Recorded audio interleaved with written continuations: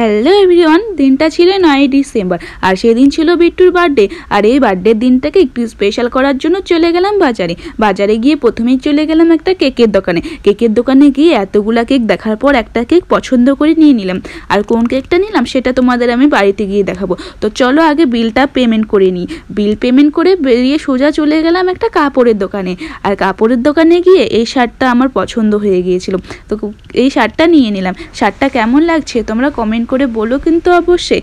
তারপর সোজা চলে গিয়েছিলাম একটা কসমেটিক্সের দোকানে। তোমরা আবার ভেবে না চুড়িমালা নিতে গিয়েছিলাম, এই দোকান থেকে একটা পার্স নিয়ে নিলাম ওর জন্য। তারপর চলে গেলাম বাড়িতে এসে সব ভাই বোনদের নিয়ে শুরু করে দিলাম ডেকোরেশন করা। আর বার্থডেটা কিন্তু আমি সব ভাই বোনদের নিয়েই করেছিলাম, কোনো রকমের বড় মানুষ ছিল না, শুধু ছিল আমার মা আর বাবা।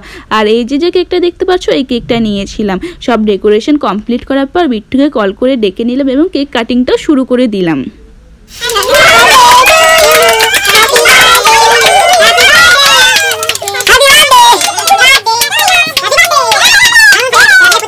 কেক কাটিং করার পর শুরু হয়ে যায় কেক মাখিয়ে ভূত বানানো। তো চলো আজকের ভিডিওটা এতটাই। ভিডিওটা ভালো লাগলে লাইক কমেন্ট শেয়ার করে দিও এবং পেজটাকে ফলো করে পাশে থেকো।